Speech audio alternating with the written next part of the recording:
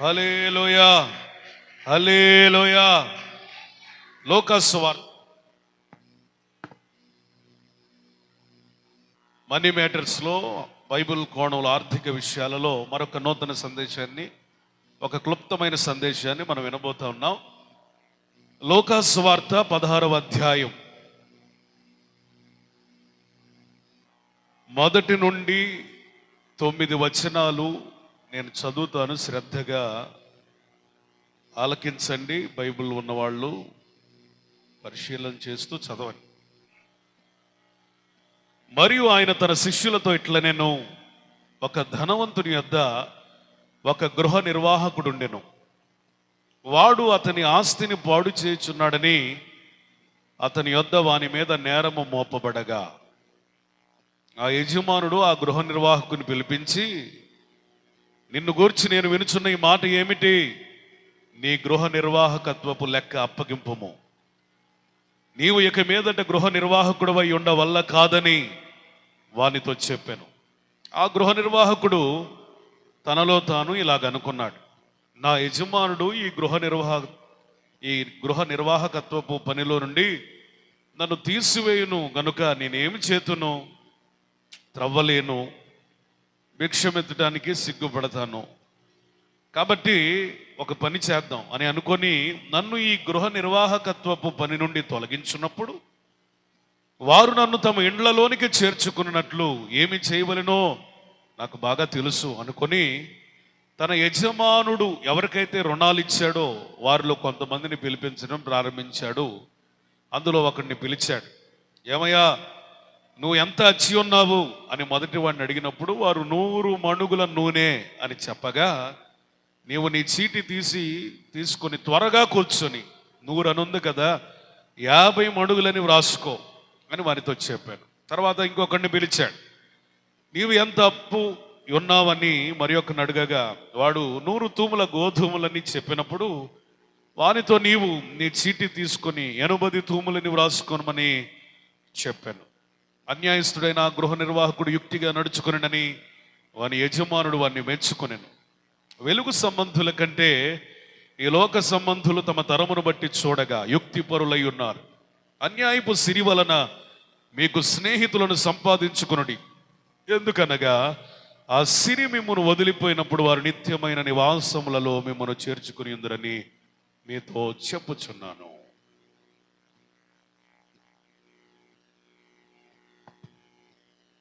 క్రొత్త నిబంధనలో యేసు ప్రభు అనేక ఉపమానాలు చెప్పాడు. యేసు ప్రభు బోధనా శైలి ఎలాంటిది అంటే, ఆయన ఉపమానం లేకుండా ఏమీ చెప్పలేదట. ప్రతి ప్రసంగంలో ఆయన ఉపమానాన్ని వాడుతూ ప్రజలకు బోధించాడట. ప్రసంగంలో ఉపమానం ఎందుకయ్యా అంటే, కష్టతరమైన సత్యాన్ని కూడా వారికి అర్థమయ్యే విధానంలో చెప్పడానికి ఉపమానం అనేది చాలా అవసరమైంది. అందుకనే ఆయన పామరుల దగ్గరికి వెళ్ళినప్పుడు వారి దైనందిన జీవితాలలో వాడే వస్తువులు లేదా వారికి ఎదురయ్యే సంభవాలను దృష్టిలో ఉంచుకొని ప్రసంగించాడు. ధనవంతుల దగ్గరికి వెళ్ళినప్పుడు వారికి తగినట్లుగానే బోధించాడు. శాస్త్రులు పరిశీలి దగ్గరికి వెళ్ళినప్పుడు ఉపమానాలు వారికి అర్థమయ్యే రీతిలో చెప్పాడు. ఏదేమైనా యేసు ప్రభు బాణి శైలి ప్రసంగంలో ఉపమానాలు ఉన్నాయి. ఎన్నో ఉపమానాలు ఉన్నాయి. విత్తువాని ఉపమానం ఉంది, చాలా స్పష్టమైన ఉపమానం అది. ఒక తప్పిపోయిన కుమారుడు గురించి, అది చాలా స్పష్టమైనది. ఒక 10 వెండి నాణ్యాలు కలిగి ఉన్న స్త్రీ నాణ్యం దొరికితే ఎలా సంతోషపడుతుందో ఆ ఉపమానం కూడా చాలా అద్భుతమైంది. అంత మాత్రమే కాదు, దాచబడిన ధనం అని పరలోక రాజ్యమును గురించిన సత్యాన్ని వివరించడంలో చెప్పబడిన ఉపమానం కూడా చాలా అద్భుతమైనది. రాజు తన కుమారుని వివాహం నిమిత్తం చేయబడిన విందు అనేటువంటి ఒక ఉపమానం కూడా మనం చూస్తూ ఉన్నాం. ఇట్లా అనేకమైన ఉపమానాలు. 2 కుమారులు అంటే ఒకడు చేస్తానంటాడు చేయడు, ఇంకొకడు చెయ్యను అంటాడు చేస్తాడు. అట్లాంటి ఉపమానం చాలా అద్భుతమైన ఉపమానం. ద్రాక్ష తోటలో పనివారిని కూర్చున్నటువంటి ఉపమానం.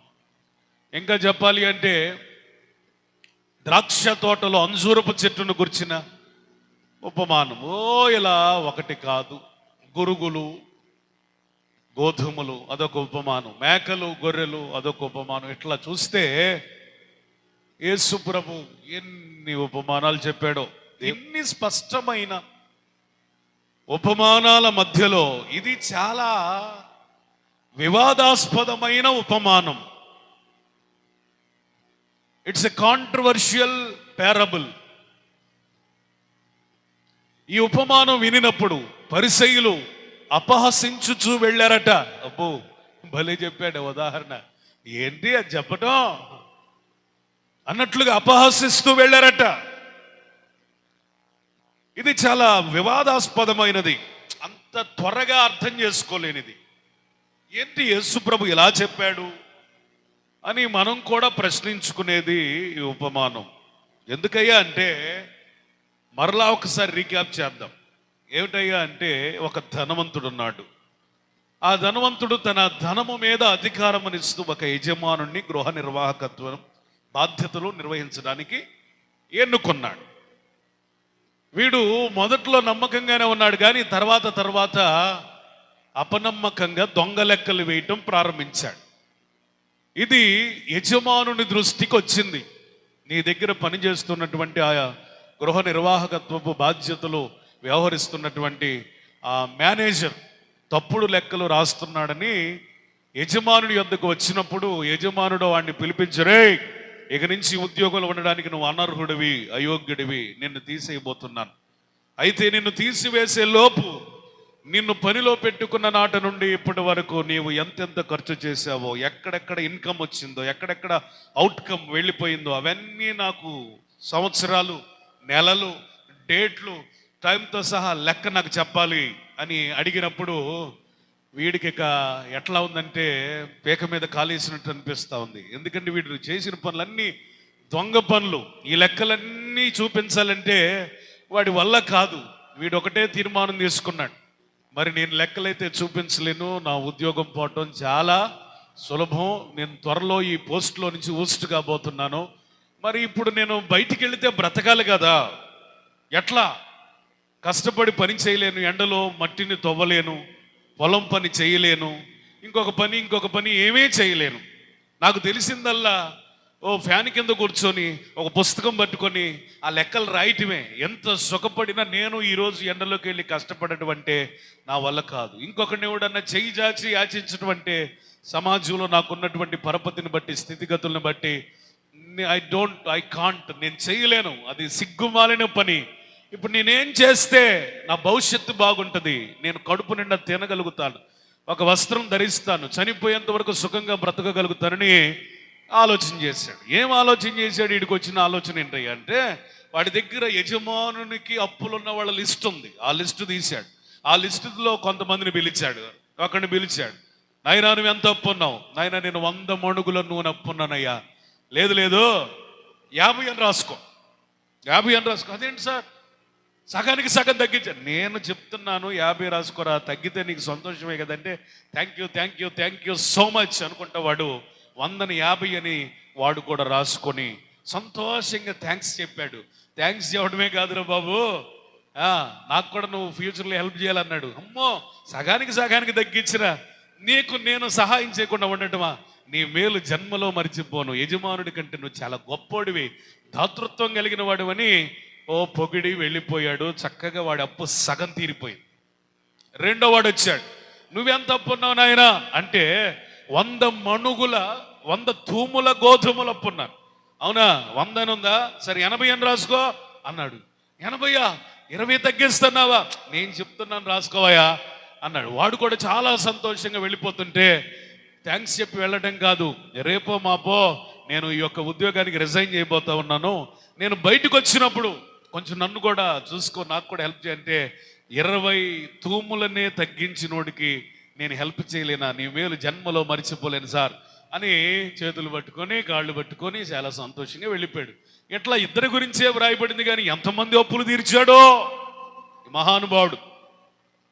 ఈ విషయం మళ్ళీ ఎవరికి తెలిసింది? యజమానుడికి తెలిసింది. వాస్తవానికైతే ఈ యజమానుడు మెచ్చుకుంటాడా చెప్పాలి. మెచ్చుకోడు. కానీ యేసు ప్రభు ఏం చెప్పాడు ఉపమానంలో? మెచ్చుకున్నాడు. ఇది పరిసయ్యులకు అరగల, మీలో కూడా కొంతమందికి అరగదు, అర్థం కాదు. యేసు ప్రభు ఇలాంటి ఉపమానం చెప్పడం ఏంటి? ఒక అన్యాయస్తుడిని యజమానుడు మెచ్చుకోవటం ఏంటి? పైగా అతని నుంచి పాఠం నేర్చుకోండి అని మనకే ఉపదేశించటం ఏంటి? పాము వలె వివేకం కలిగి ఉండమంటే పాములో నుంచి వివేకమే నేర్చుకోవాలి, పాములాగా పగబెట్టుకోవటం కాదు. ఎగ్జాంపుల్ అనేది ప్రీచర్ ఆర్ టీచర్ ఏమి చెబుతున్నారో ఆ పాఠమే తీసుకోవాలి. ఇప్పుడు ఈ అన్యాయస్తుడైనటువంటి గృహ నిర్వాహకుని నుండి యేసు ప్రభు ఏదో బోధించాలని, ఏదో నేర్పాలని ప్రయత్నిస్తున్నాడు. ఏమిటి అదంటే, వాడి యుక్తిని ఘనపరిచాడు యజమానుడు, తెలివిని ఘనపరిచాడు. అన్యాయాన్ని లెక్కగట్ల, వీడు చేసిందే తప్పులు తడకలు మళ్ళీ లెక్క చెప్పమంటే ఇంకా ధైర్యంగా ఎంతమంది అప్పులు సగానికి సగం తగ్గిస్తాడా అని కోపగించుకోకుండా యజమానుడట మెచ్చుకున్నాడట. వీడి తెలివి చాలా గొప్పది. ఏమిటా తెలివి? వీడి ఉద్యోగం నిలవదని తెలిసి ఎలా బ్రతకాలో తన భవిష్యత్తును గురించి జాగ్రత్త పడి అప్పులు తీర్చేశాడు అని యుక్తిని ఘనపరిచాడు. ఆ ఘనపరచబడిన యుక్తిలో నుండి యేసు ప్రభు మనకి నేర్పుతున్న మాట ఏంటంటే, వెలుగు సంబంధులమైన మనకంటే చీకటి సంబంధులైన లోకస్తులే చాలా తెలివిగా బ్రతుకుతున్నారు. ఈ తెలివి వాళ్ళకే కాదు, మనకి కూడా కావాలి. ఏ తెలివి అండి అంటే, రేపు నేను ఎలా బ్రతకాలి, రేపు నేను ఎలా ఉనికిని కొనసాగించాలి, రేపు నేను ఎలా సుభిక్షంగా బ్రతకాలని రేపటిని గూర్చిన ఒక యుక్తి ఉండాలి. వాడైతే తనకు అప్పగించబడిన ధనముతో ఏం చేశాడు తెలుసా? ఈ ఉద్యోగం పోయినప్పటికీ తనను చేర్చుకునే కొందరిని సంపాదించుకున్నాడు. స్తోత్రం చెప్పాలి. ఉద్యోగం పోయినా చెప్పరేంటండి, తనను చేర్చుకునే, తనకి ఆశ్రయం ఇవ్వగలిగే కొందరిని సంపాదించుకున్నాడు. ఏమి నేర్చుకోవాలి దీంట్లో? అన్యాయపు సిరి ద్వారా మీరు స్నేహితుల్ని సంపాదించుకోండి, మనుషుల్ని సంపాదించుకోండి, ఇరుగు పొరుగు వారిని సంపాదించుకోండి. రేపటికి ఉద్యోగం పోయినా వాడు తీర్చిన అప్పులను బట్టి నెలకొకళ్ళ ఇంట్లో ఉన్న వాడు బ్రతుకు తెల్లారిపోయింది. రేపటిని గురించి, రేపటి సౌఖ్యముని గురించి, రేపటి సుఖాన్ని గురించి, రేపటి ఉనికిని గురించి ఆలోచించాడు. ఆ ఉనికి కొరకు తన డబ్బుని, తనకు అప్పగించబడిన డబ్బుని వెదజల్లాడు. నీకు అప్పగించబడిన ధనము దేనిలో ఇన్వెస్ట్ చేస్తున్నావు? రేపటి గురించిన ఆలోచన ఏదైనా ఉందా? ఏంటండి రేపటి? బైబిల్ సెలవిస్తుంది, రేపటిని గూర్చి చింతపడకుడి అనుంది. మరి మీరేం చదువుతున్నారు? రేపటిని గురించి ప్లాన్ కలిగి ఉండమంటున్నారే. ఇందుకే నా ప్రశ్న ఏంటంటే, రేపంటే ఏంటో అది మీకు అర్థమైతే అర్థమైంది. డేవిడ్ గారు, రేపంటే ఏంటో? శారం గారు, రేపంటే ఏంటో? శంకర్, రేపంటే ఏంటో? రేపంటే వచ్చే సంవత్సరం కాదు. నువ్వు చనిపోయిన తర్వాత నువ్వు భూమి మీద డబ్బుని ఇన్వెస్ట్ చేసిన దానిని బట్టి పరలోకమా నరకమా? నీ డబ్బుని ఇన్వెస్ట్ చేసిన దాన్ని బట్టి నీకు నిత్యత్వమా, నిత్య నరకమా? ఒక లోకస్తుడు అన్యాయపు సిరిని బట్టి మనుషులు సంపాదించుకున్నాడు, స్నేహితులు సంపాదించుకున్నాడు, ఉద్యోగం పోయినా తనని పోషించగలిగిన, ఆశ్రయం ఇవ్వగలిగిన కొంతమందిని సంపాదించుకున్నాడు. నీకు ఉద్యోగం ద్వారా వస్తున్న జీతము ద్వారా, నువ్వు కూలి పని ద్వారా సంపాదించిన కూలి ద్వారా, నువ్వు కష్టపడి సంపాదిస్తున్న ఆ పని వలన వచ్చిన లాభము ద్వారా, చేతి పని ద్వారా వస్తున్నటువంటి డబ్బు ద్వారా నువ్వు ఏదైనా సంపాదిస్తున్నావా? మనుషుల్ని సంపాదించుకోగలుగుతున్నావా ఈ లోకంలో? చీకటి సంబంధులే మనకంటే తెలివిగా ఉన్నారట. వాళ్ళు డబ్బును వెదజల్లి వారి పనులు జరుపుకుంటున్నారు, రేపటి ఆలోచన నెరవేర్చుకుంటున్నారు. మరి మనం వెలుగు సంబంధులు, మన స్థాయిలో మనం ఆలోచించగలగాలి. సహోదరుడు చెప్పినట్లుగా రేపంటే ఈ లోకంలో పనులు తెల్లారేటట్టు చేసుకోవటం కాదు. ఒక్కసారి చనిపోయిన తర్వాత నువ్వు పెట్టిన ఇన్వెస్ట్మెంట్ నిన్ను సరాసరి యేసయ్య దగ్గరికి తీసుకుని వెళ్ళాలి. చప్పట్లు కొడతావా? గొడ్డుగెట హల్లెలూయా, హల్లెలూయా. నువ్వు ఎక్కడ పెట్టిన ఇన్వెస్ట్మెంట్ నిన్ను ఎక్కడికి తీసుకెళ్ళాలి? చనిపోయిన తర్వాత పరలోకానికి తీసుకువెళ్ళాలి, యేసయ్య దగ్గరికి తీసుకుని వెళ్ళాలి. ఈరోజు చాలా మంది ఏమనుకుంటారంటే డబ్బు దాచుకుంటున్నారు.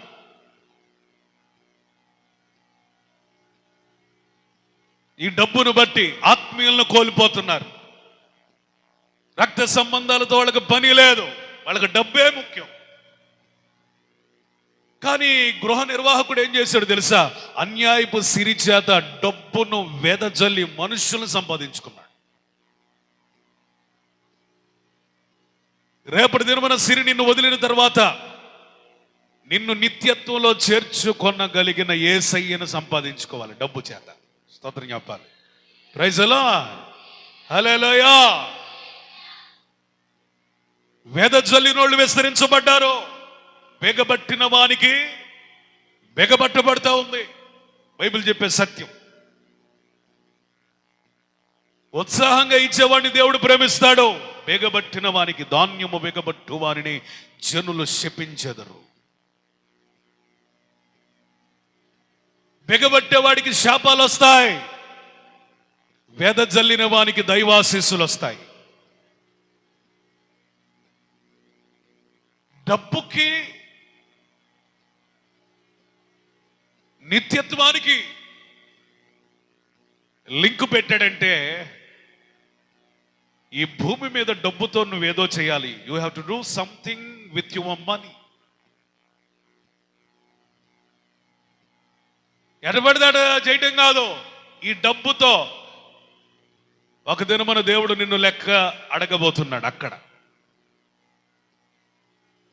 నీకు ఒక ఉద్యోగం ఇచ్చాను, మంచి జీతం ఇచ్చాను, ఆ డబ్బుని ఎలా ఇన్వెస్ట్ చేశావు?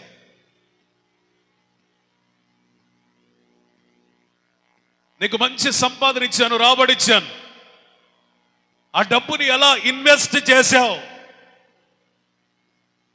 అని అడుగుతాడు లెక్క. దీని నుంచి మనకు నేర్పించే పాఠం అదే. అందుకే ధనాపేక్ష కలిగిన వాళ్ళు ఏం చేశారు తెలుసా? దాన్ని రిసీవ్ చేసుకోలేక, వాక్యాన్ని గ్రహించలేక చెప్పిన యేసు ప్రభువునే అపహసిస్తూ వెళ్ళిపోయారట. మీరు ఆ గుంపులో ఉండకుందురు గాక. కొంచెం గట్టిగా చెప్పండి. ఉంటానంటే మీ ఇష్టం. ఉపమానం చెప్పిన యేసు ప్రభునే అవాకులు చవాకులు పేలుతూ వెళ్ళారట. చెప్పాళ్లే, భలే చెప్పాళ్లే, చెప్పాళ్లే. మరొక చోట వ్రాయబడింది ఇలాంటి ఆర్థిక విషయాలు వేసే మాట్లాడుతుంటే వారు మధ్యలోనే కోపంతో వెళ్ళిపోయారు.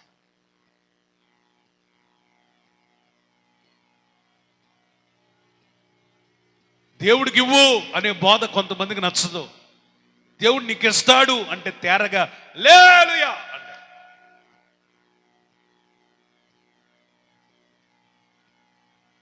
అందుకని యాకోబు తన పత్రికలు అంటున్నాడు, క్రియలు లేని విశ్వాసం వృథం. దేవుడిని నీకు ఇచ్చినటువంటి ధనమును ఇక్కడ ఎలా ఇన్వెస్ట్ చేస్తున్నావు, దేన్ని సంపాదించుకుంటున్నావు అనేది చాలా లోతుగా ఆలోచించాల్సినటువంటి విషయం. ఈ రోజున చాలా మంది దీన్ని అర్థం చేసుకోలేక డబ్బు విషయంలో చాలా స్వార్థపూరితంగా ఉంటున్నారు. నాది, నా డబ్బు, నా ఇష్టం, నేను బతుకుతా, నన్ను ఎవడు అడిగేది. లోకంలో నిన్ను ఎవరు అడగపోయినా నీకు వచ్చిన ప్రతి రూపాయిని కూడా నీకెంత ఇచ్చాడో ఆయన దగ్గర లెక్క ఉంటుంది, నువ్వేమేం చేసావో ఆయన దగ్గర లెక్క ఉంటుంది, నిన్ను కూడా ఆయన అడుగుతాడు. ప్రతి రూపాయిని ఆయన ఒక దినమున అడగబోతున్నాడు. అర్థమైన వాళ్ళు స్తోత్రం చెప్పండి. కొంతమంది కాని వాటి కొరకు రోకలిస్తున్నారట. డబ్బుని దేనిలో ఇన్వెస్ట్ చేస్తున్నారు? కాని వాటి కొరకు రోకలు. అంటే అర్థమేంటో తెలుసా? ఇది అనవసరం అనుకున్న వాటికి వేలు వేలు లక్షలు లక్షలు ఖర్చు పెడుతున్నారు. కొంతమంది ఆకాశంలో పెళ్లి చేసుకుంటున్నారు. ఆకాశంలో ఆ లిఫ్ట్ లాంటిది అంటూ పెళ్లి చేసుకున్నారు, అది ఊడిపడింది. ఇద్దరు భార్య భర్త మరి క్షణాల్లో భార్య భర్తలుగా మారాల్సిన వాళ్ళు ఏమయ్యారు? జంటగా శవాలు అయిపోయారు. నడమంత్రపు వ్యవహారం దేవుడికి ఎప్పుడు ఇష్టం. ఈ మధ్య ప్రీ వెడ్డింగ్ షూటింగ్, ఏ వెడ్డింగ్, పెళ్లి కాక ముందే ఫోటోలు దిగడం, ఏమంటారు దీన్ని? పెళ్ళయ్యేదాకా కూడా ఆకుండా ఎప్పుడు pre wedding shooting. Pre wedding shooting కోసమని ఒక అమ్మాయిట మేకప్ వేయించుకుందామని బ్యూటీ పార్లర్కి వెళ్ళింది. ఏమి రాసిందో ఏమి చేసిందో తెలియదు, కానీ ఆ రోజు ప్రీ వెడ్డింగ్ షూటింగ్ అంతా బాగా జరిగింది. తెల్లారి మొహం కడుక్కుంటే మొహం అంతా చెక్కులు చెక్కులు లేచిపోతా ఉంది. అందమైన స్వరూపం కురూపంగా మారిపోయింది. వీడియో కాల్ చేసింది కాబోయే భర్తకి, ఏమంటే నా మొహం ఎత్తు అయిపోయిందంటే. ఈ అమ్మాయి తల్లిదండ్రులు ఏం చేశారు? పోలీస్ కేసు పెట్టారు. ఏం చేసిందో మా అమ్మాయికి? మొహం అంతా పాడైపోయింది. 1 నెలలో పెళ్లి కావాలి, ఎట్లా అయిపోయింది? చేసుకుంటాడో లేదో అని కంగారు పడ్డారు. వాడు అన్నంత పని చేశాడు. నువ్వేదో కొంచెం బాగున్నావని ఓకే చేశాను, కానీ ఎట్ట తయారైతే నాకెందుకు పో అన్నాడు. ప్రీ వెడ్డింగ్ షూటింగ్ ఏమైంది? అసలు వెడ్డింగే లేకుండా పోయింది.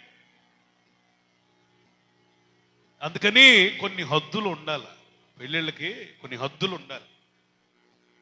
బరి తెగించిన సమాజం, ఆ మార్గంలో నడుస్తున్న క్రైస్తవ్యం, నులివెచ్చని క్రైస్తవ్యం. దేవుడు కరుణించి కనికరించి గర్భఫలాన్ని ఇస్తాడు. దేవునికి స్తుతి చెల్లించాలి, లేకపోతే మందిరంలో సాక్ష్యం చెప్పి ఊరుకోవాలి. పిల్లో పుట్టిన తర్వాత మళ్ళీ సాక్ష్యం చెప్పాలి. అట్ట కాదు. 9 నెలల గర్భిణి ఇట్టుంటే మీకు అర్థం కావటం కోసం చెబుతున్నా. ఈ పనోడు ఆమె గర్భాన్ని ముద్దు పెట్టుకుంటా ఉంటే ఫోటో, దాన్ని ఎక్కడ పెడతాడు? ఫేస్బుక్లో, ఇన్స్టాగ్రామ్లో, యూట్యూబ్లో. పని లేకపోతే సరే.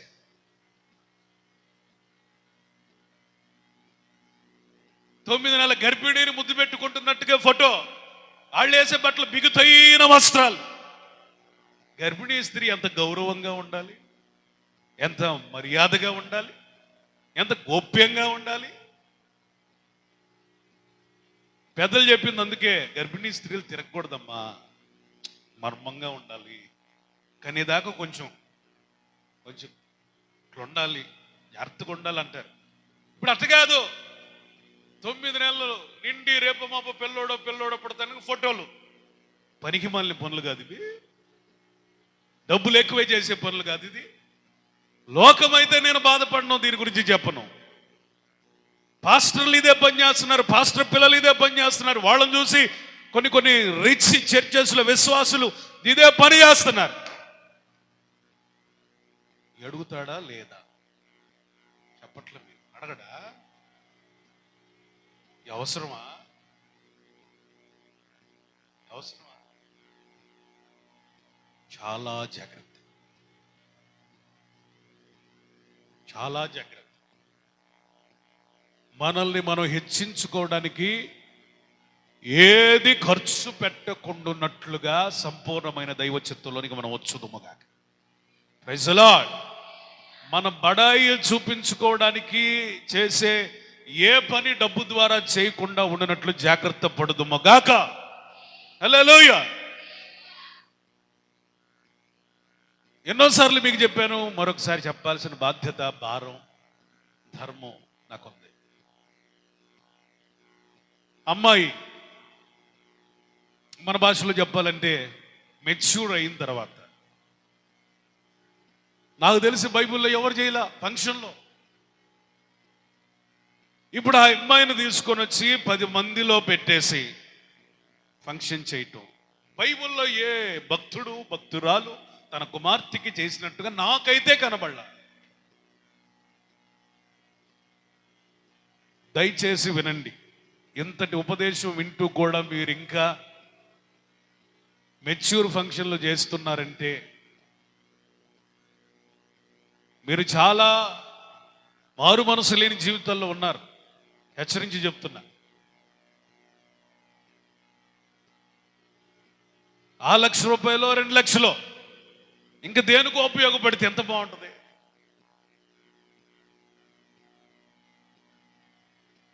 వాటన్నిటినీ నేలపాలేగా ఏమైనా ఉపయోగం ఉందా?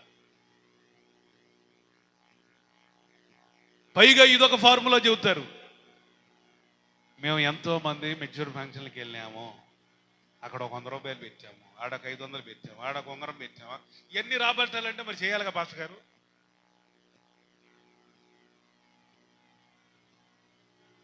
అంటే నీకు ఇస్తారని చేసావా నువ్వు? చూడండి, ఆ ₹100 కూడా ఎంత ఇన్వెస్ట్ చేసిందో తల్లి. మామూలు తెలివి గల వాళ్ళు కాదు. ఎవరి పెళ్ళిళ్ళ కన్నా చదివింపులు చదవాలనుకో, వీళ్ళ దగ్గర ఒక పొద్దు ఉంటుంది, అద్దెత్తారు. మాకెంత పెట్టారు? 100. నేను 100 పెడతా. అప్పుడు 100 ఇప్పుడు 100 సమానమేనా? అప్పుడు 100కి అదిగో ఒక మూట వచ్చాయి కూరగాయలు. ఇప్పుడు 100కి 2 కూరగాయలు 2 రకాలు కొంటే అయిపోయాయి. అప్పుడు 100కి ఇప్పుడు 100కి లింక్ పెడుతున్నావు. దండమే తెల్లే. ఇంత లెక్కలు అంటే ఎన్ని రావాలంటే ఏం చేయాలా? ఫంక్షన్లు చేయాలా. అన్ని ఆచారాలు పర్వాలా, పాస్టర్ గారు వద్దన్నా పర్వాలా, బైబిల్ వద్దంటున్నా పర్వాలా, పదే వాక్యం వింటున్నా పర్వాలా, చేయాల్సిందే. దయచేసి వినండి. మీ డబ్బు ఎక్కడ ఇన్వెస్ట్ చేస్తున్నారు? దానిని బట్టి నిత్యత్వంలో మీకు స్థానం ఉంటుందా ఉండదా అనేది నిర్ణయించబడుతుంది. ఇప్పుడు వరకు తెలిసి తెలియక నువ్వేదన్నా చేసావేమో, ఇక మీదట ప్రతి రూపాయి దేవుని మహిమ కొరకు ఖర్చు పెట్టుదువుగాక. హల్లెలూయా, హల్లెలూయా. వింటున్నారా? ₹1 ఖర్చు పెట్టేటప్పుడు వ్యసనారులుగా ఉండమని కాదు దీని అర్థం. దేవునికి మహిమ వస్తుందా లేదా, మన కుటుంబానికి ఇది అవసరమా కాదా, దీని వలన మన అవసరతలు తీర్చబడతాయా లేదా, ఈ కోణంలో మనం ఆలోచించాలి తప్ప మన ఘనతను చూపించుకోవడానికి, బడాయి చూపించుకోవడానికి, గర్వాన్ని చూపించుకోవడానికి, మనం ఏంటో సమాజంలో నిరూపించుకోవడానికి డబ్బు ఖర్చు పెట్టకూడదు. దావీదు దేని కొరకు ఖర్చు పెట్టాడు తెలుసా?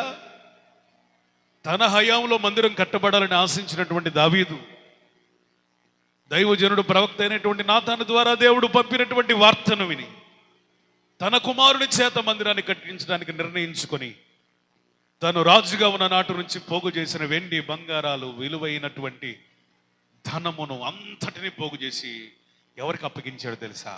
తన కుమారుడికి అప్పగించి, నాయన దేవుడు నీకు తోడై ఉంటాడు, మంచిగా మందిరం కట్టని ఆ డబ్బునంతా అప్పగించాడు. అంటే దావీదు మందిరపు నిర్మాణంలో డబ్బుని ఇన్వెస్ట్ చేశాడు. చప్పట్లు కొట్టాలి. హల్లెలూయా, హల్లెలూయా. దేవుడు దావీదును వదిలిపెట్టాడా? అతనికి మాత్రమే పరిమితమయ్యేటువంటి కృపని అతనిని బట్టి మిగిలిన సంతతికి శాశ్వత కృపగా మారింది. హల్లెలూయా, ప్రైజ్ ది లార్డ్. మీకు శాశ్వత కృపగా మీ మీద ఉన్న కృప మీ పిల్లల మీదకి, మీ ముని మనవ తరం మీదకి కూడా వచ్చినట్లుగా మీరు దేవుని పనుల కొరకు డబ్బును వెచ్చించండి. మందిరపు పనుల కొరకు, మందిరపు యొక్క ఉపకరణముల కొరకు డబ్బును వెచ్చించండి. ఈ డబ్బు ఇచ్చుట ద్వారా దేవుని పని జరుగుతుంది కాబట్టి ఇస్తే ఆశీర్వాదం అని నమ్మి ఇవ్వండి. ఈరోజు ఒకవేళ నేను ప్రశ్నిస్తే, మందిరంలో నా డబ్బుతో ఇది చేశాను నాకు చెప్పొద్దులే, నీ మనస్సుతో, నీ మనస్సు అడుగుతుంది. ఇప్పుడు ఏం చెప్పగలవు? రీసెంట్గా ఒక దైవజనుడు, బాప్టిస్ట్ చర్చి దైవజనుడు ఎప్పుడో తన చిన్నటి అనుభవాన్ని ఫేస్బుక్లో రాశాడు. ఆమె పేరు దానమ్మ. ఆమెకున్నది ఒకే ఒక గేదె. ఆమెకి డబ్బు, ఆ రోజుల్లో డబ్బు కూడా సరిగ్గా లేదు కదా. ఆదివారం కానుక ఏంటంటే ఒక రూపాయో 2 రూపాయలు వేసేదో నాకు తెలియదు, కానీ ఆమె ఇచ్చిన కానుకైతే ఏంటంటే పాలు, పెరుగు, వెన్నపూస. ఇలా ఎప్పుడు దాకా ఇచ్చిందంటే, తన కూతురు చనిపోయింది, కొడుకు చనిపోయాడు, భర్త చనిపోయాడు, విధవరాలైపోయింది. అయినను కృంగిపోకుండా, దేవుని మీద నింద మోపకుండా, ఆమె తొలి దినములలో ఇచ్చినటువంటి అదే కానుకని చనిపోయేంత వరకు ప్రతి ఆదివారం పాలు, పెరుగు, చెప్పండి, వెన్నపూస ప్రతి వారం తెచ్చేదట. ఇప్పుడు నేనేమన్నానంటే, పాలు తెమ్మని, పెరుగు తెమ్మని చెప్పండి, వెన్నపూస తెమ్మని నేనేం చెప్పట్లా. ఆమె ఉన్న దాంట్లోనే నమ్మకంగా ప్రతి ఆదివారం కానుక తెచ్చి దైవజనునికి ఇచ్చుట ద్వారా, మందిరములో పెట్టుట ద్వారా దేవుని పనిలో ఇన్వెస్ట్ చేసింది. స్తోత్రం చెప్పాలి గట్టిగా, ప్రైజ్ ది లార్డ్. అర్థమైందా? నువ్వు ఇన్వెస్ట్ చేయటమేమో, నువ్వు అమ్మే పాలల్లోనే నీళ్లు కలిపితే ఇవ్వకపోగా, చెప్పు, పాలల్లో నీళ్ళు కలిపితే ఏం ఉపయోగం? నువ్వు చేసే భక్తికి, నువ్వు చేసే ప్రార్థనకి, నువ్వు వచ్చే మందిరానికి, నువ్వు వేసే కానుకే. 1 తిమోతి 6వ అధ్యాయం 17 నుండి 19 వచనాలు. ఏహమందు ధనవంతులైన వారు నమ్మిక ఉంచక సుఖముగా అనుభవించుటకు సమస్తమును మనకు ధారాళముగా దయచేయు దేవుని యందే నమ్మిక ఉంచుడని ఆజ్ఞాపించుము. సంఘానికి ఏం ఆజ్ఞాపించాలంట? ఇదిగో ఇది ఆజ్ఞాపించాలి. డబ్బును నమ్ముకోవద్దు నాయన, దాన్ని నమ్మి గర్విష్ఠులు కావద్దు అని ఆజ్ఞాపించు. 18 వచనం. వారు వాస్తవమైన జీవమును, ఇది అండర్లైన్ చేసుకోండి, వాస్తవమైన జీవమును సంపాదించుకుని నిమిత్తం రాబో కాలానికి మంచి పునాది తమ కొరకు వేసుకొని. చాలండి, స్తోత్రం చెప్పండి. ఎంత అద్భుతమైన మాట! యేసయ్య చెప్పిన ఉపమానానికి ఇంకొంచెం బలము చేకూరుస్తున్న పౌలు గారి మాట. వాస్తవమైన జీవాన్ని సంపాదించుకోవడానికి, రాబోయే కాలానికి ఒక మంచి పునాది వేసుకోవాలట. అర్థమైన స్తోత్రం. పునాది దేనికి? పునాది దేనికంట? ఈ మంచి పునాది వాస్తవమైన జీవానికి. ఆ జీవం ఎప్పుడు వచ్చింది? రాబోయే కాలంలో. ఇప్పుడు దాని కొరకు ఏం వేసుకోవాలి? కొంచెం పెద్దగా మంచి పునాది, మామూలు పునాది కాదు. ఎట్లాంటిదే? మంచి పునాది. ఏంటా పునాది? తర్వాత ఉంది, చదువు. మేలు చేయువారును, 19 వచనం, సత్క్రియలను ధనము గలవారును, ఔదార్యము గలవారును ఉండవలనని. 2 చేతుల పైకెత్తి గట్టిగా స్తోత్రం చెప్పండి. హల్లెలూయా. వింటున్నారా? ఏమిటా పునాది? దేనికా పునాది? వాస్తవమైన జీవాన్ని సంపాదించుకోవడానికి ఒక మంచి పునాది వేసుకోవాలట. ఏమిటా పునాది అంటే మేలు చేసే ఒక మంచి గుణాన్ని ఏర్పాటు చేసుకోవాలి. స్తోత్రం చెప్పండి. పునాది రాయండి. మేలు చేయటం. ఇతరులకు మేలు చేస్తే నువ్వేం వేసుకున్నట్టు? మంచి పునాది వేసుకున్నట్టు. దేని కొరకు?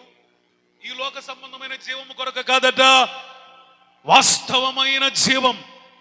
రైజలా దేవుడిచ్చే నిత్య జీవం. దాని కొరకు ఏం చేయాలంట? ఒక పునాది వేసుకోవాలంట. పునాది అంటే ఏంటి? సిమెంట్ కాదు, ఇసుక కాదు, ఇటుక కాదు, రాళ్ళు కాదు, ఇది కాదు పునాది. మేలు చెయ్యటమే పునాది. మేలు అనే విత్తనాన్ని విత్తండి. ఖచ్చితంగా అది ఒక దినమున మన జీవితంలో పంటగా విస్తరిస్తుంది. పొరపాటున ఎవరికి కూడా నీ చేతులతో నువ్వు కీడు చేయడానికి వీలు లేనే లేదు. అది నిన్ను వదిలిపెట్టొచ్చు, నీ పిల్లల్ని వదిలిపెట్టదు. నువ్వు మేలు చేసావా, నువ్వు దీవించబడతావు. ఆ మేలును బట్టి నీ తర్వాత తరాల మీద కూడా దేవుని ఆశీర్వాదం దిగొచ్చింది. యోనాతాను తను బ్రతికున్న దినములలో దావీదుకి ఎంతో మేలు చేశాడు. ఆ మేలు ఊరికినే పోలా. యోనాతాను లేడు కానీ అతడు వేసిన మేలు అనే విత్తనం మొలకెత్తి విస్తారమైన పంటగా మారి తన సొంత కుమారుడైన, కుంటివాడైన, బలహీనుడైన మెఫీబోషెత్కి ఆ మేలు పంటగా మారి ఆ పంట తినే కృపని మెఫీబోషెత్కి ఇచ్చాడు. చప్పట్లు కొట్టాలి గట్టిగా. స్తోత్రం. హల్లెలూయా. నా ప్రియమైన తల్లి, అయ్యా, సహోదరుడా, మీరు విత్తిన విత్తనం ఎక్కడికి పోదు. అది మంచిదైతే మొలకెత్తి విస్తరించి మీ పిల్లలకు ఆశీర్వాదకరంగా మారుతుంది. అది చెడ్డ విత్తనం అయితే, దుర్మార్గం అనే విత్తనం అయితే అది కూడా మొలకెత్తి విస్తరిస్తుంది, మీ పిల్లలకి శాపితముగా మారింది.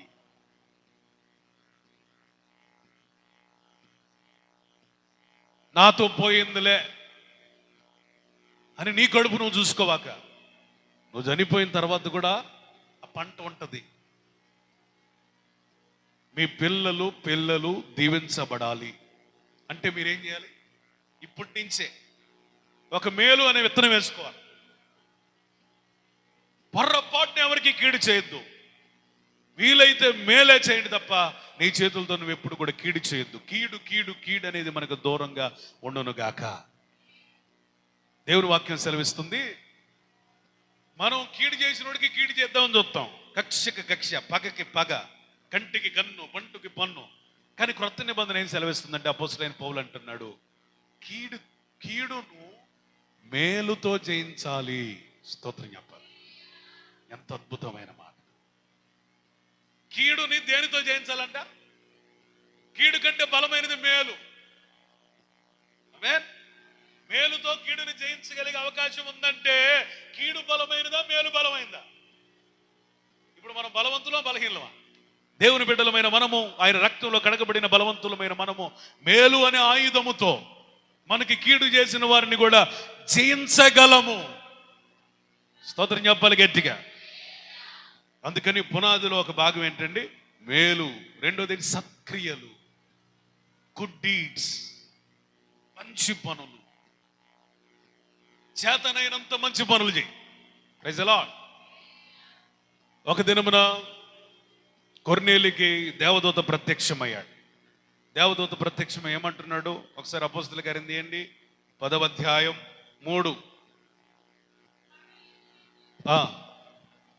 3 గంటల వేళ, పగలు ఇంచుమించు 3 గంటల వేళ దేవుని దూత అతని యొద్దకు వచ్చి కొర్నేలి అని పిలుచుట దర్శనమందు తేటగా అతనికి కనబడెను.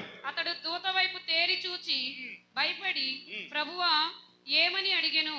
అందుకు దూత, నీ ప్రార్థనలను, నీ ధర్మ కార్యములను దేవుని సన్నిధికి జ్ఞాపకార్థముగా చేరి. నీ ప్రార్థనలు మాత్రమే కాదు, నీవు చేయుచున్న ధర్మ కార్యాలు దేవుని సన్నిధికి జ్ఞాపకార్థంగా చేరాయి. చప్పట్లు కొడదాం.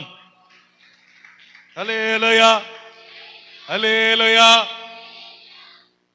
ప్రార్థనలే కాదట, దేవుని సన్నిధిలో జ్ఞాపకార్థంగా ఏమి వెళతాయట చెప్పరేంటండి? ధర్మ కార్యాలు. దేవుడు మనల్ని జ్ఞాపకం చేసే కొనున్నట్లు, ఆయన కృపలో మనం నిలుచున్నట్లు, కేవలం ప్రార్థనలే కాక మన స్థాయిలో మనం ఇతరులకు ధర్మము చేయుదుమో గాక, ధర్మ కార్యములు చేయుదుమో గాక. స్తోత్రం చెప్పండి గట్టిగా, హల్లెలూయా. లెక్కలేసుకుని బతికినోడు అట్టాగే ఉంటాడు, ఆ దరిద్రంలోనే ఉంటాడు. గుర్తుపెట్టుకోండి, నేను చెబుతున్నా. మీరు దేనికైనా సరే లెక్కలు కట్టే వ్యవహారంలో ఉన్నారంటే మీ బతుక లెక్కల్లోనే ఉంటుంది. వెదజల్లుటలో మీరు కనుక నేర్చుకుంటే నిశ్చయంగా ఆ ఫలాన్ని మీరు చూస్తారు. స్తోత్రం, ప్రైజ్ ది లార్డ్. నీకు ఇచ్చేస్తే ఏమొచ్చింది, చేయాలంటావా, చేస్తే అంత లాభం వచ్చింది, ఈ లెక్కలు కట్టుకొని ఎప్పుడూ కూడా మనం భక్తి చేయలేం. అలా చేసినోడి భక్తి చెల్లదు. ఇతని భక్తి ఎలాంటి భక్తి తెలుసా? ఉట్టి ప్రార్థనే కాదు, ధర్మ కార్యములు కూడా దేవుని సన్నిధికి జ్ఞాపకార్థంగా చేరేట. దేవునికి స్తోత్రం. అందుకనే పౌలు అంటున్నాడు, సత్క్రియలనే ధనం కలిగి ఉండాలట. ఔదార్యం ఏముండాలి? ఔదార్యం అంటే ఉదార స్వభావం, దాతృత్వం. అంత మాత్రమే కాదు, ఇంకేముండాలంట? మన ధనములో ఇతరులకు పాలిచ్చువారు అయి ఉండాలి. స్తోత్రం చెప్పండి గట్టిగా, ప్రైజ్ ది లార్డ్. నా డబ్బు నాది అనేది కాదు, మన ధనములో చెప్పండి తోచినంత ఇతరులకి ఎంతో కొంత మనం ఆయా సమయాలలో, సందర్భాలలో, అవసరతను బట్టి, వీలును బట్టి మనం ఏం చేయాలా?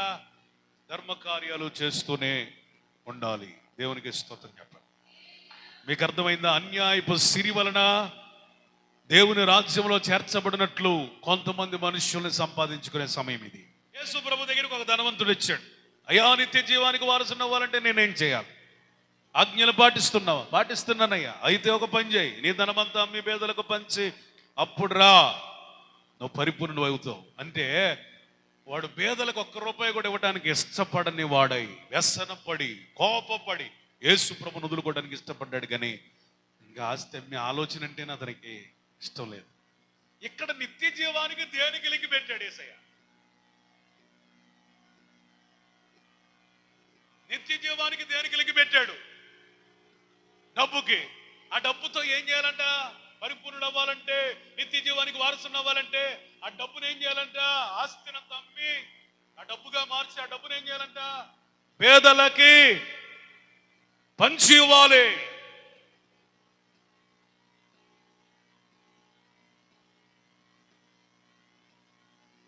వల్ల అయిందా? ఈ ధనవంతుడి వల్ల అయిందా? అవలా. విస్తారమైన ఆస్తి కలిగిన వాడట, విస్తారమైన ఆస్తి కలిగిన వాడు గనక, మిక్కిలి ఆస్తిపరుడు గనక అతడు బహుగా వ్యసనపడి, కోపపడి, నేను ఒకదాని కోసం వస్తే వాడు చెప్పాడు, ఈయన దేనికి కలిగి పెట్టాడో?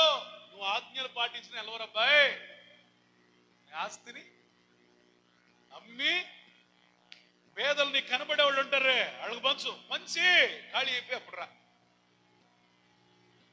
కొదువులు తీరాలంటే సంపాదించుకోవటం మార్గం అనేది లోకం యొక్క నానుడి. నీ కొరతలు తీర్చాలంటే ఖాళీ అయిపోయి దేవుని దగ్గరికి రావాలి. స్తోత్రం చెప్పండి. ఒకవేళ మీ ఆస్తిని అంతా అమ్మి పేదలకు పంచే అంత ఆజ్ఞ మీకు జారీ చేయబడలేదేమో, కొందరికైనా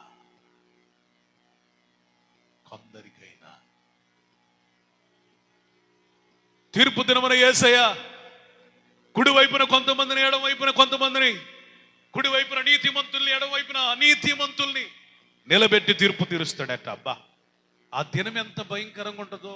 ఎవడిని వదిలిపెట్టడం? నిలబెట్టాడు. ఏం మాట్లాడతాడని వీళ్ళు భయపడుతున్నారు, వాళ్ళు భయపడుతున్నారు. నేను ఆకలిగా ఉన్నాను,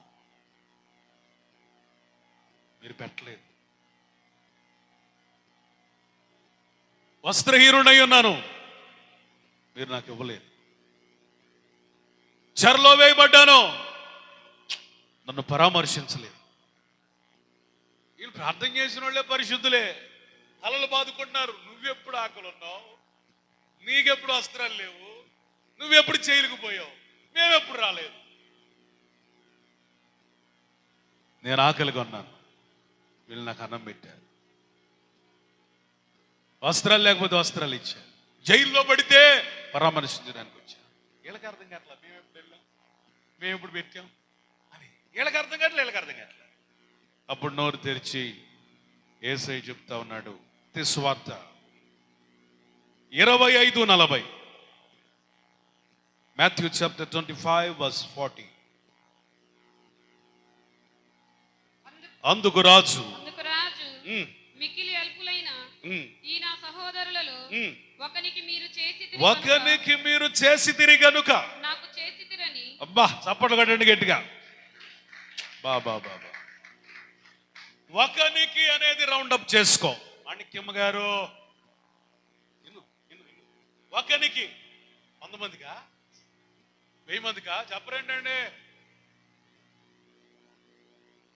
ఒకవేళ నీ స్థాయి ఒక్కళ్ళకే చేసే స్థాయి అయితే ఆ ఒక్కళ్ళకే చేయమని పరిశుద్ధాత్ముడు మాట్లాడుతున్నాడు.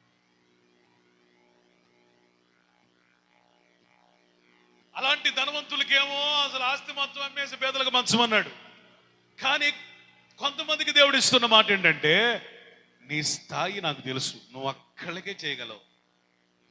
అల్పులైన సహోదరులలో ఎక్కువ మందికి చేయలేదట, ఒక్కళ్ళకి చేశారు. మీరు ఆకలి ఉంటే అన్నం పెట్టారు, వస్త్రాలు లేకపోతే వస్త్రాలు ఇచ్చారు, జైల్లో వెళితే పరామర్శించారు, పరదేశుని చూసుకున్నారు. ఒక్కళ్ళకే చేసింది, ఎక్కువ మందికి కాదు. 100 మంది పెద్ద హాస్టల్ పెట్టలేదు, విధవరాండ్ల ఆశ్రమేమేం పెట్టలేదు, అనాథ ఆశ్రమేమేం పెట్టలేదు, మదర్ తెరీసా లాగా లక్షల మందికి ఏమి సేవ చేయలేదు, కొద్ది మందిగా చేశారు. అయినను మీరు నీతిమంతులుగా మార్చబడ్డారు. మీకు అలాంటి వ్యక్తులు కనబడినా మీరు చేయలేకపోయారు కనుక మీరు అనీతిమంతులయ్యారు. ఇక మీరు నిత్య శిక్షకు పాత్రులు, వీళ్ళు నిత్య జీవానికి పాత్రులు. స్తోత్రం చెప్పాలి. హల్లెలూయా, స్తోత్రం చెప్పండి. Giving nature is divine nature. ఇచ్చే స్వభావం అనేది అది దేవుని గుణం.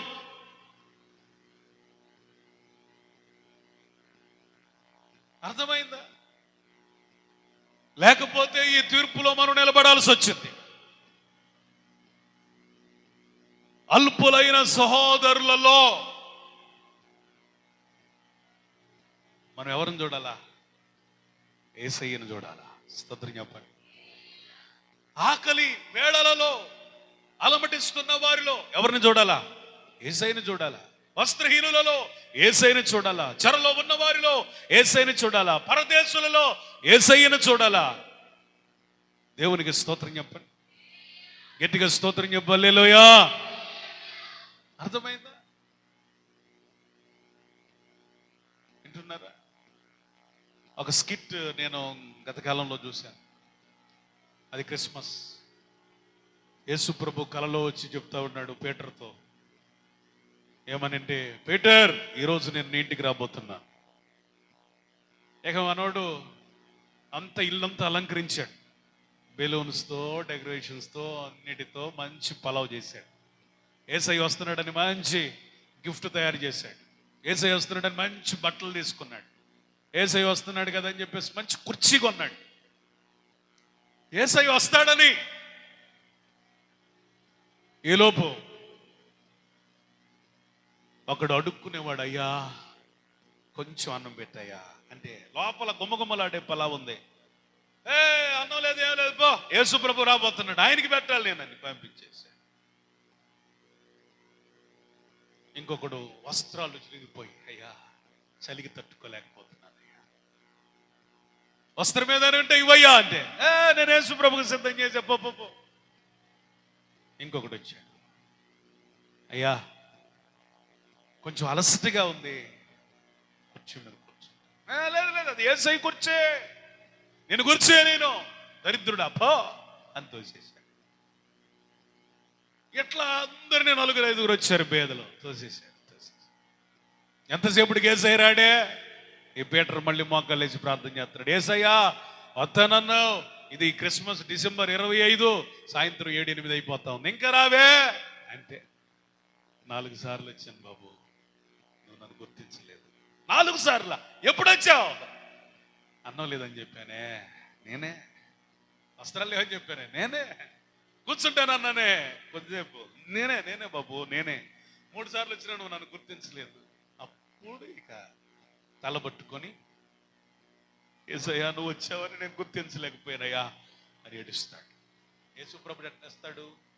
కరుణమ్మడి సినిమాలాగా భక్తులారా మీ భక్తికి మెచ్చానంటాడా, అమ్మలారా ఏడవకండి అంటాడా?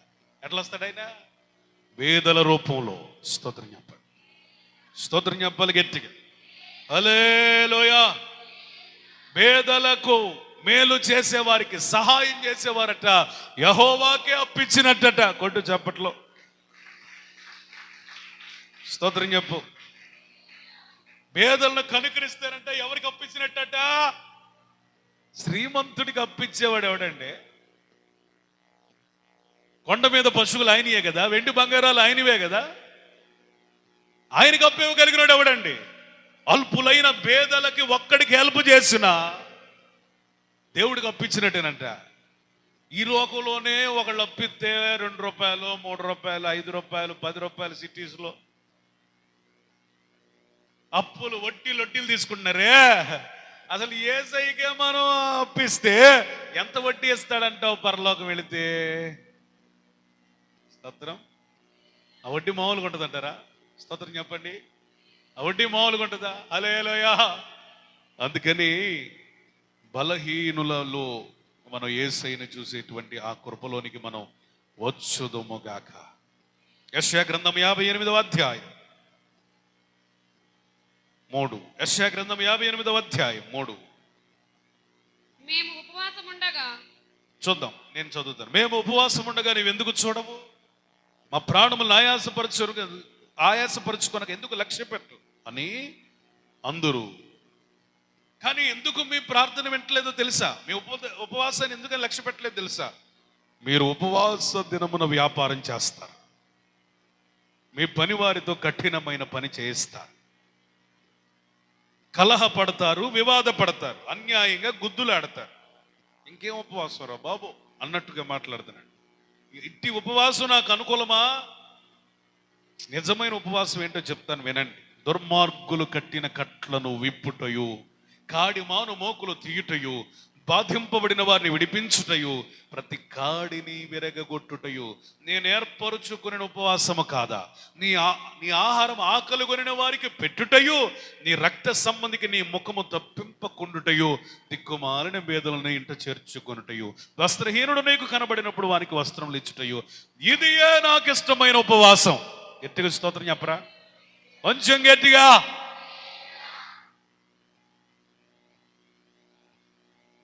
దేవునికి ప్రీతిపాత్రమైన ఉపవాసం ఏంటంట? రక్త సంబంధికి ముఖం తిప్పకుండా కొంచెం ఆహారం పెట్టడం.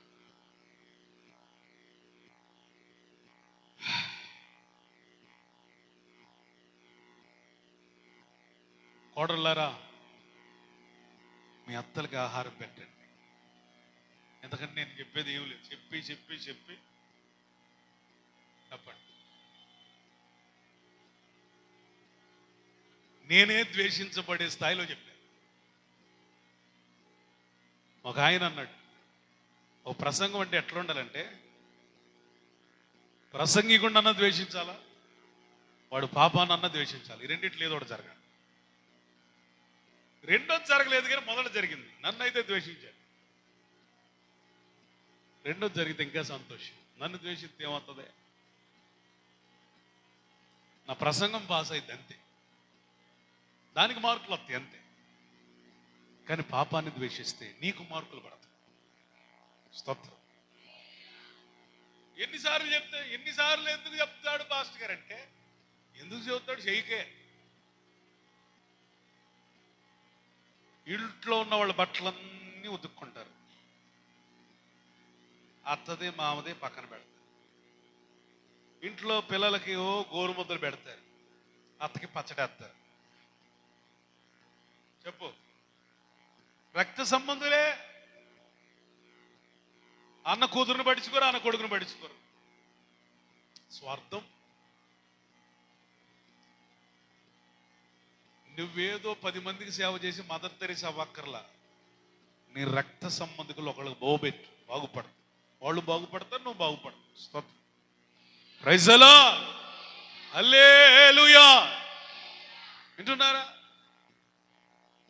లేకపోతే నిన్న మొన్న చనిపోయిన హెడ్మా లాగా ధనికులు దోచుకొని పేదవారికి పంచే మావోయిస్ట్ అవసరం. కొంచెం కరుణ. స్తోత్రం చెప్పండి. హల్లెలూయా. నీ టూత్ పేస్ట్లో ఉప్పు ఉందా అన్నట్టుగా నీ హృదయంలో కొంచెం కనికరం. ఎంత? కొంచెం, చిటికడంత కనికరం ఉంటే నువ్వు తిన్నదే వాళ్ళకి పెడతావు. స్తోత్రం. Praise the Lord. హల్లెలూయా. మనుషులను సంపాదించుకోవటం అంటే అదే. అత్తలు మామలు చనిపోయిన తర్వాత, తండ్రులు తల్లులు చనిపోయిన తర్వాత 2 లక్షలు పెట్టి దినం ఎవడు చేయమన్నాడు నిన్ను? బతుకున్నప్పుడు ఆ 2 లక్షలు వాళ్ళ మీద ఇన్వెస్ట్ చేయి. నువ్వు దినం పెట్టకపోతే ఇన్ని అడిగేది ఎవరు? అడుగుతారా? అడిగేవాడు రూపాయి ఎత్తాడా? వాళ్ళ నాన్న చనిపోయాడట, కొడుకు ఆడవట్లా. ఉన్నవాళ్ళందరూ అడుగుతున్నారు, రే నిన్ను ఎంత ఇష్టంగా ప్రేమించాడు రా, ఎంత చూశాడు నిన్ను, ఎంత డబ్బు ఖర్చు పెట్టాడు రా, ఆస్తి కూడా నీ పేరు మీద రాశాడు, చొక్క నీరు కూడా నీకు రావట్లేదురా, కనికరం లేని కొడుకురా నువ్వు అంటే. నేను ఏడవను బాబాయ్, ఏడవను, నేను ఏడవను మావయ్య, నేను ఏడవను. ఎందుకురా ఇంత కఠినం అయిపోయావంటే ఆ కొడుకు చెప్తున్నాడంట, చచ్చిపోయిన తర్వాత ఏడవటం గొప్ప కాదు బాబాయ్, నేను బ్రతికుండగా నా తండ్రి కళ్ళల్లో నుండి నన్ను బట్టి నీరు రాకుండా జాగ్రత్తగా చూసుకోగలిగాను. చప్పట్లు కొట్టాలి. Praise the Lord. హల్లెలూయా. చచ్చిపోయిన తర్వాత దొంగ ఏడుపులు కాదు. బతికున్నప్పుడు వాళ్ళు ఏడవకుండా చూసుకోండి, మిమ్మల్ని బట్టి కన్నీరు గార్చుకోకుండా చూసుకోండి. అది గొప్ప ప్రేమ. చచ్చిపోయిన తర్వాత అందరి ముందు రాని కన్నీళ్ళు, రాముడి శివుడి చెప్పు, ఇంకా చెప్పు, అరే ఆ లుంగి అయ్యిరా, ఆ సొక్కా అయ్యిరా, ఆ బంగారం తీరా వేసేయచ్చుగా. మాసిపోయిన లుంగీలు, మాసిపోయిన సొక్కాయలు, గుండెలు ఊడిపోయిన సొక్కాయలు చెప్పు, అన్నీ అర్థం. లాస్ట్లో సమాధి ముందు మెరుస్తూ ఉంటుంది ఆ ఎండకి, మెట్ట మధ్యాహ్నం 2 గంటలకి మెరుస్తూ ఉంటే తీయండిరా, సొక్కాయ అయితే తెస్తావా, ఉంగరం అయితే తెస్తావా? అది మన ప్రేమ.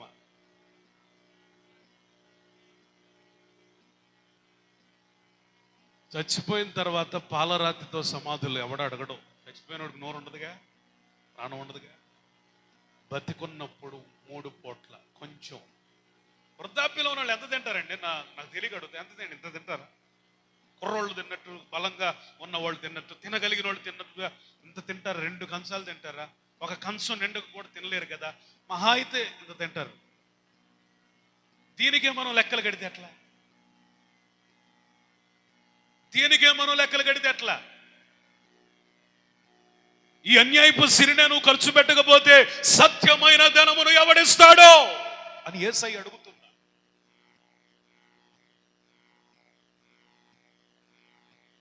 అందుకే యేసయ్య అంటున్నాడు, నీకు ఇచ్చిన సిరితో మనుష్యుల్ని సంపాదించుకో. స్తోత్రం చెప్పండి, గట్టిగా స్తోత్రం చెప్పండి. పరదేశి అయిన రూతుని బోయజు కాపాడుకున్నాడు. ఆమె అతని వంశానికి ఉద్ధకురాలుగా మార్చబడింది. హల్లెలూయా, హల్లెలూయా. అరిమత్తయి యోసేపు యేసయ్యను సంపాదించుకున్నాడు డబ్బుల్నిచ్చి. ఎవరిని? యేసయ్యను సంపాదించుకున్నాడు. చెప్పండి, అతను చరిత్రలో నిలిచిపోయాడు. యేసయ్యను సంపాదించుకునే క్రమంలో తన సన్హెడ్రిన్ సభలో సభ్యత్వాన్ని కోల్పోయాడు, గౌరవాన్ని కోల్పోయాడు, అనర్హపు వేటు పడిపోయింది అతనికి. ఆయనను డబ్బు ఖర్చు పెట్టి యేసయ్యను సంపాదించుకున్నాడు. యేసు కొరకు రిక్తుడైపోయాడు. ఖచ్చితంగా అరిమత్తయి యోసేపు పరలోకంలో ఉంటాడు, మనం చూస్తాం. హల్లెలూయా. కాబట్టి ఈరోజు సందేశం ఏంటి తెలుసా? ఆ లోకపరమైనటువంటి గృహ నిర్వాహకుడు అన్యాయపు సిరి చేత మనుషులు సంపాదించుకున్నాడు. మనకి ఇవ్వబడిన డబ్బుతో మనం కూడా ఈ లోకంలో కొంతమందిని సంపాదించుకొని తద్వారా దేవుని సన్నిధిలోనికి వెళ్ళుదుమోగాక. ప్రార్థన.